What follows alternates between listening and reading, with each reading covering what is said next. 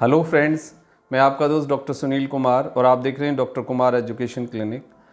I am post doctorate in clinical medicine and life science and I am working as a clinical physician in South Delhi Chhatarpur. Last 2 decade से मैं as a consulting physician practice कर रहा हूँ और मेरी practice में जो मेरा अपना एक्सपीरियंस है, जो एक मैंने चीज़ें नोटिस की हैं, मैंने बहुत सारे केसेस में ये चीज़ें देखी हैं कि यदि आपके बॉडी का पीएच यानी आपके ब्लड का पीएच या आपकी टोटल बॉडी का पीएच या आपकी गट का पीएच यदि डिस्टर्ब रहे तो बहुत सारी बीमारियों में हीलिंग होना इम्पॉसिबल है। जैसे एग्जांपल के लिए गैस्ट्राइटिस है, अल्सर है, बहुत ज़्यादा गैस बनना है, बर्निंग सेंसेशन है, पेट की बीमारियां हैं, कुछ न्यूरोलॉजिकल डिसऑर्डर्स हैं, स्किन डिसीज़ हैं, हेयर फॉल है और भी बहुत सारी प्रॉब्लम्स हैं जो आपके बॉडी के पीएच के मैनेज ना होने से, सही पीएच ना रहने से आपको प्रॉब्लम्स होती हैं। तो यदि आपका गट का पीएच मेंटेन है तो मोस्ट प्रॉब्ली चांसेस इस बात के हैं कि आपका ब्लड का पीएच और आपकी टोटल बॉडी का जो पीएच है वो काफ़ी बैलेंस होगा, यानी न्यूट्रल होगा, नॉर्मल होगा।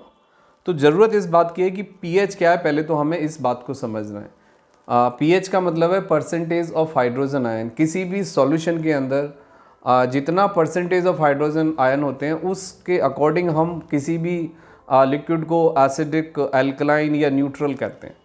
तो हमें समझना ये होगा बेसिक कि यदि आपके गट का जो पीएच है वो बहुत ज़्यादा यदि एसिडिक रहता है, एसिडिक मतलब बहुत ज़्यादा तीखा यदि रहता है, तो पीएच यदि आपका 0 से 6 के बीच में रहता है, यानी आपके गट के अंदर यदि हाइड्रोजन आयन यानी वाटर का डेफिशिएंसी बना रहता है कंटिन्यूसली, तो फिर आपको कुछ सेट ऑफ प्रॉब्लम्स हो सकते हैं।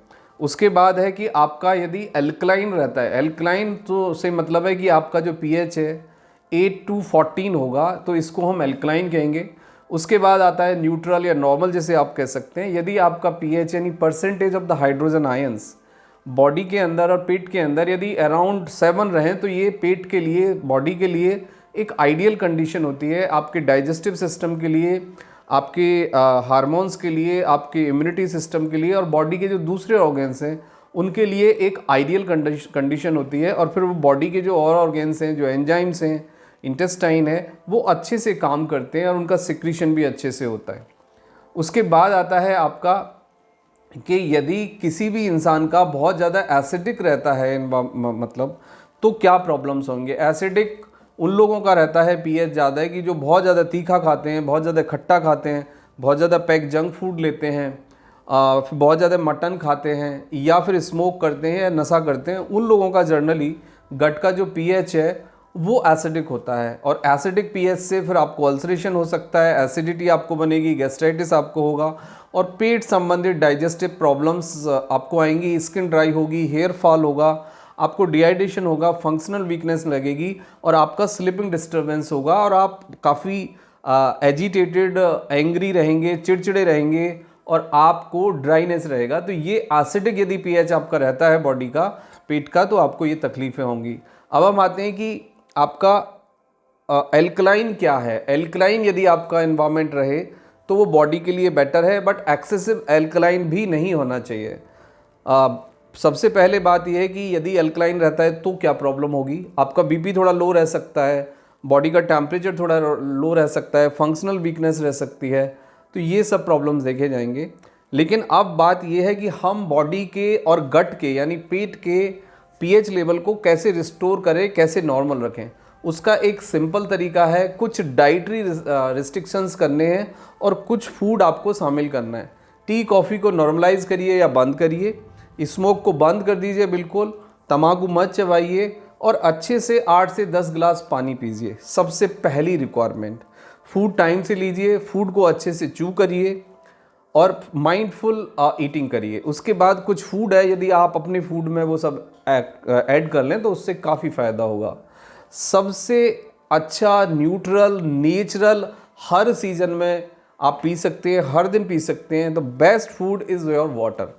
आप पानी पिए 8 से 10 ग्लास, वो आपके बॉडी को डिटॉक्स करेगा, पीएच को मेंटेन करेगा, नॉर्मल न्यूट्रल करेगा पीएच को और बॉडी के अंदर बहुत पॉजिटिव फंक्शनिंग स्टार्ट करेगा।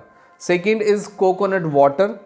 थर्ड है आपका वेजिटेबल्स और फोर्थ है आपका जितने भी फ्रूट्स की स्मूदी होती है, यानी स्मूदी से मतलब है कि फ्रूट्स के साथ जो जूस होता है वो आप ले सकते हैं।